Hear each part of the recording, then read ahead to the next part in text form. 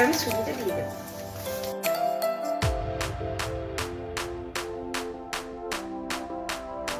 এদিকে নেড়ে নেব, হালকা করে একটু ভেজে নেব, যেন লাল না, এর কালারটা যেন কোনো মতে চেঞ্জ না।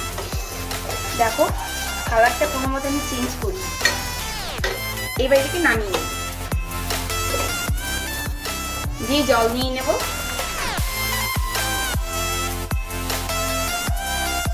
জলটা গরম হয়ে গেলেই চালটা দিয়ে দেব।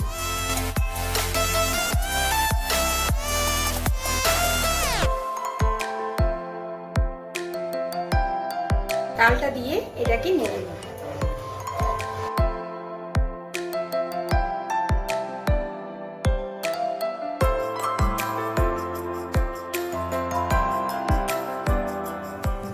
চালটা গরম করে নিলাম।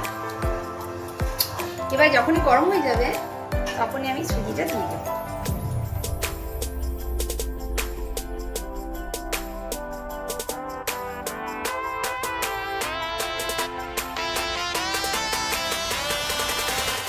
দিয়ে দিয়ে একটু নেড়ে নিই।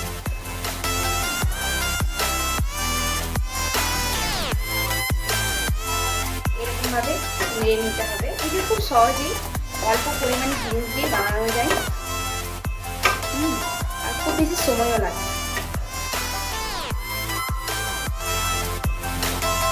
এই গরম অবস্থার মধ্যে ঠান্ডা হওয়ার আগে 1 চামচ একটু মতো ময়দা মিশিয়ে নেব।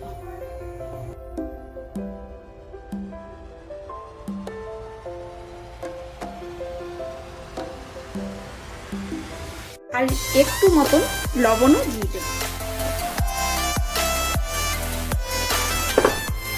তারপর থেকে গরম গরম মাখিয়ে ঠান্ডা হতে দিলে চলবে না। ঠিক এরকম ভাবে মাখিয়ে নিতে হবে। দেখো এরকম ভাবে মাখিয়ে নিতে হবে। আমি যেমন ভাবে মাখিয়ে নিলাম ঠিক এইরকম ভাবে। এইবার একটু মতন ঘি দিয়ে একটু মাখিয়ে নিলাম, আর আমি হাতে একটু ঘি নিয়ে নিলাম।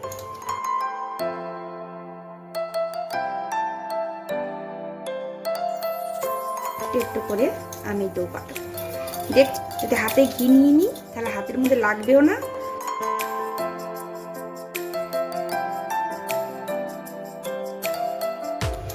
গোলটা একটু হালকা করে একটু চাপতে হবে, কোথাও ফাটবে না। দেখতে একদম এরকম, একটু ফাটা ভাব না। এবারে এরকম ভাবে আমি সবগুলি কেটে নিই। গোল গোল করে নিয়েছি। এবার আমার এগুলোকে তেলে ভেজে নেব। তেলটা গরম হয়ে এসেছে, কিন্তু ফ্লেমটা হাই থেকে লো করে দিতে হবে। তারপর একটা একটা করে দিতে হবে। এটা মাথায় রাখতে হবে যে তেল যেন বেশি গরম না হয়। দেওয়ার সঙ্গে সঙ্গে এটা যেন এমনি করে না ঘোরায়, শুধু তেলটাকে ওপর ওপর দিয়ে জাস্ট একটু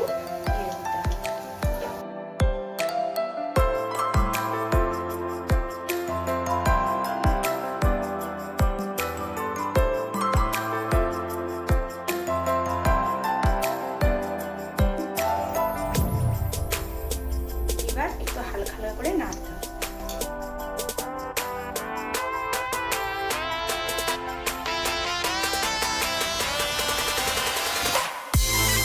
কালার চেঞ্জ হয়ে গেছে, লাল লাল ভাব চলে এসছে। আমি এবারে এগুলোকে ছেঁকে নিয়ে মিষ্টি রসের মধ্যে দিয়ে দেবো, যেটা আগে থেকে বানিয়ে রেখেছি।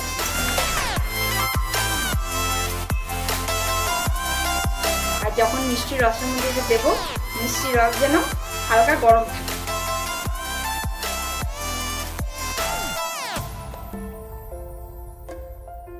2 ঘন্টা পর এবার আমি তুলে নিচ্ছি।